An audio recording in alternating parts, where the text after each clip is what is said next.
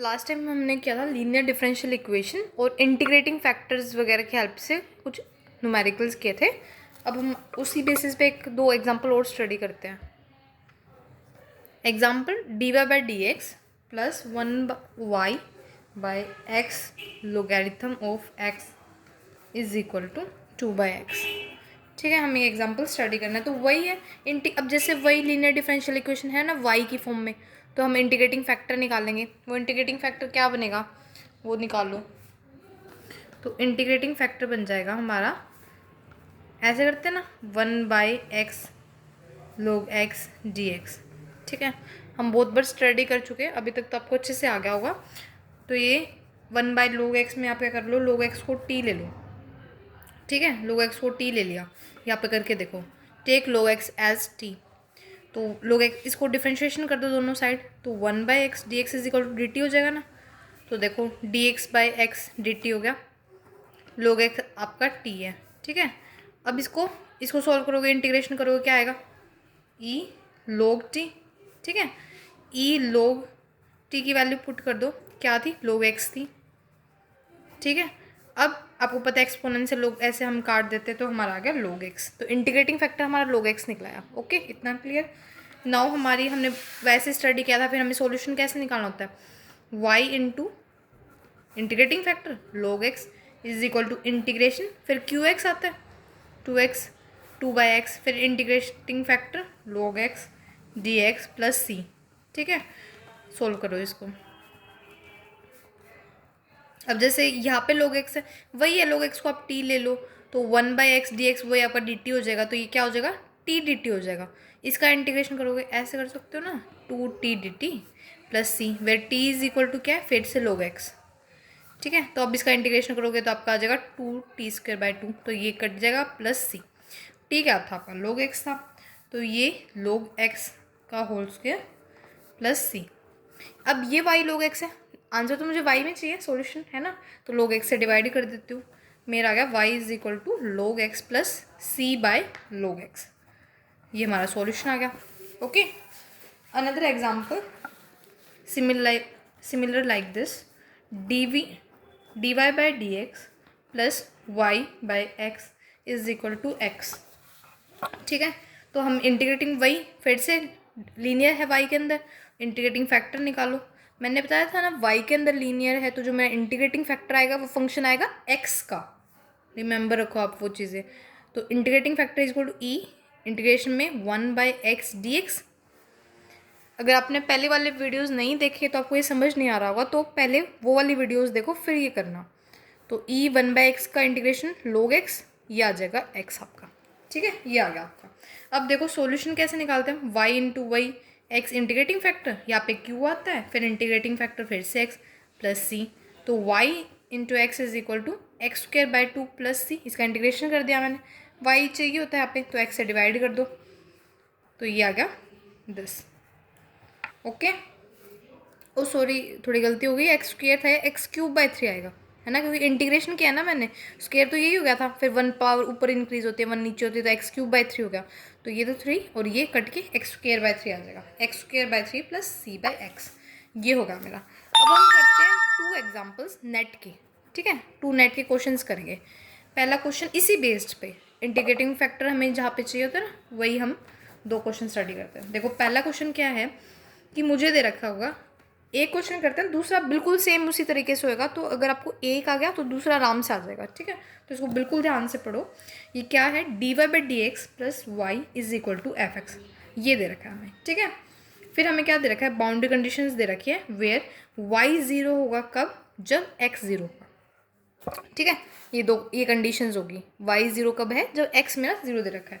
अब देखो F x क्या है, एफ एक्स के ऊपर कंडीशन है 2 होगा कब, जब x मेरा 0 से लेके 1 तक है। ठीक है, और 0 कब होगा, जब मेरा x greater than equal to 1 है, मतलब 1 भी और 1 से बड़ा भी है, तो मेरा एफ एक्स 0 है। तो आपको 2 कंडीशन दे दी, एक तो y की कंडीशन है, एक एफ एक्स की कंडीशन है। मुझे इसका सॉल्यूशन निकालना है। चलो अब देखो, सबसे पहले क्वेश्चन में ही देखो, आपको दिख रहा है कि ये लीनियर है इन y, इंटीग्रेटिंग फैक्टर यूज़ करूँगी मैं। सबसे पहले मैं इंटीग्रेटिंग फैक्टर ही निकालती हूँ। तो देखो अब मुझे क्या इंटीग्रेटिंग फैक्टर निकालना है, तो इंटीग्रेटिंग फैक्टर कैसे आएगा, ई ई पावर, अब देखो यहाँ पे देखो क्या है पी, मेरा पी तो 1 है मेरा, यहाँ पे नीचे पी 1 था ना इस वाले, इसमें यहाँ पे होता है पी वाई का कोफिशिएंट 1 है पी, तो 1 आ गया यहाँ पे 1 इंटू डी एक्स। बहुत ईजी क्वेश्चन है। इसका इंटीग्रेशन आ गया ई की power x, exponent of x, ये मेरा इंटीग्रेटिंग फैक्टर आ गया। ठीक है, अब देखो सॉल्यूशन कैसे निकालती थी मैं, y into integrating factor is equal to Q X. अब क्यू एक्स क्या है मेरा, क्यू एक्स तो यहाँ पे मेरा एफ एक्स दे रखा है, इस पर भी दो कंडीशन होगी है ना, या एक तो x 0 to 1 के बीच में, एक x greater than equal to 1 पे। तो मैं पहले वाला केस करती हूँ जिसमें एफ एक्स की वैल्यू 2 दे रखी है। ठीक है, ये हम स्टडी करते हैं।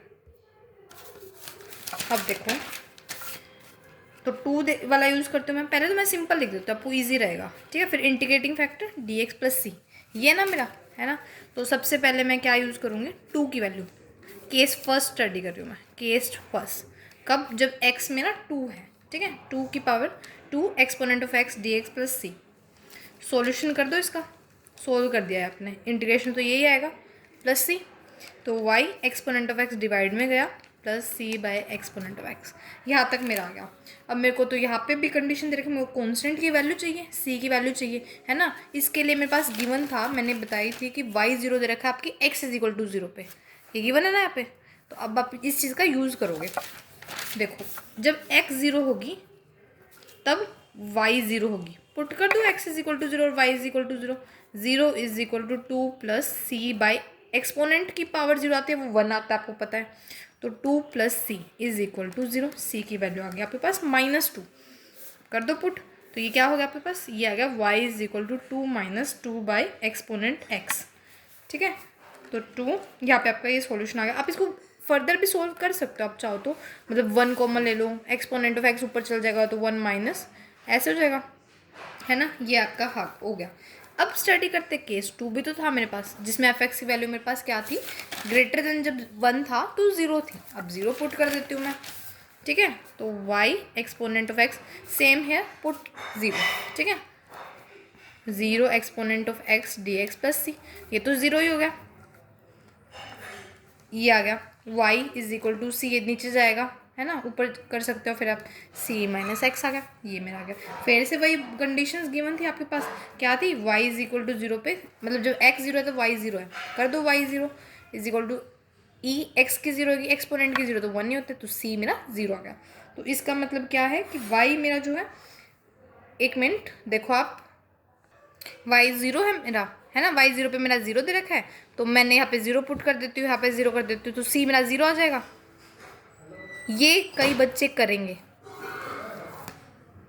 गलती कर गए ना, ये कई बच्चे यही चीज़ यूज़ करते हैं। मैं यही आपको फ्लो में बताना चाहती थी कि बाई चांस आपने भी फ्लो में वही कंडीशन फिर से लगा दी। अब आप ये तो सोचो, क्या x इज इक्वल टू 0 पे y 0 था क्या, पीछे देखो क्या था मेरा, एफ एक्स 0, देखो y 0 तो x इज इक्वल टू 0 पे था, जबकि x तो मैं ग्रेटर देन इक्वल टू 1 ले रही हूँ इस वाले केस में, x तो 1 से बड़ा, x तो 0 आ ही नहीं रहा। उस वाले केस में तो x मेरा 0 था भाई, x 0 से लेके 1 के बीच में है और 0 भी हो सकता है, यहाँ पे तो x 0 था ही नहीं, तो आप कैसे कह सकते हो कि y is equal to 0 at x is equal to 0, कैसे ले सकते हो, नहीं ले सकते ना। तो फ्लो में ये मिस्टेक्स मत कर देना। ठीक है, यही क्वेश्चन है, नेट में यही चीज़ें तो आती है कि आप फ्लो में कोई ऐसी गलती कर देते हो जो आपको पता होती है लेकिन फिर भी हो जाती है आपसे। दैट्स वाई ध्यान रखो कि ये गलती नहीं करनी थी आपको। y is equal to C E minus X थी, तो ये ऐसे पड़े रहेगा, आपके पास कोई कंडीशन गिवन ही नहीं है when x is greater than equal to 1। तो आपका आ गया y x, क्या आया y x को लिख दो, y x आया 2 - 2 इंटू एक्सपोनेंट माइनस एक्स, कब, जब x greater then 0 less than 1। ठीक है, और सी ई माइनस एक्स कब, जब when x is greater then 1, ये हो गया आपका। ठीक है, अब क्या है देखो, अब देखो क्या है, अब जो मेरा फंक्शन y x है, ठीक है, y x जो है वो कंटिन्यूस है, कहाँ पे, at x is equal to 1 पे, ऑन 0 to इन्फिनिटी। ठीक है, इस x इज इक्वल टू 1 के ऊपर यहाँ और यहाँ पे आप चेक करो कि फंक्शन जो है वो कंटिन्यूस है x इज इक्वल टू 1 पे। ठीक है, अब अगर आपको कंटिन्यूटी वाली चीज़ें नहीं समझ में आ रही है तो मेरी वीडियो चेक करो, कंटिन्यूटी पे मैंने स्पेशल एक वीडियो डाली है, वहाँ से आपको अच्छे से समझ में आ जाएगी कंटिन्यूटी कैसे पता चल देती है, वो है या नहीं है, फंक्शन कंटिन्यूस है या नहीं है। ठीक है, अब जैसे मेरा फंक्शन कंटिन्यूस है at X is equal to 1 पे, तो 1 पे लेस देन 1 ये है, मोर ग्रेटर देन 1 ये है, कर दो compare at X is equal to 1, तो 2 माइनस टू एक्सपोनेंट -1, क्योंकि एक्स की वैल्यू आप 1 पुट करोगे, is equal to C exponent raise to power -1। ठीक है, सी की वैल्यू चाहिए आपको, तो सी की वैल्यू आ गई आपकी 2 minus two by exponent -1 is equal to 2e-2। ठीक है, ये आपकी वैल्यू आ गई सी पे। ओके, इसमें अगर आपको कंटिन्यूटी ये क्लियर नहीं हो रही तो आप प्लीज़ पीछे जाके वीडियो चेक करो, फिर ही आपको ये कंसेप्ट अच्छे से आएगा। तो ये मेरा आ गया सॉल्यूशन। ठीक है, ओके। सिमिलर एक क्वेश्चन और है, देखो अगला एग्जाम्पल हम नेक्स्ट वीडियो में स्टडी करते हैं। अगले वीडियो में हम एक एग्जाम्पल प्लस बर्नौलीज इक्वेशन करेंगे। ओके,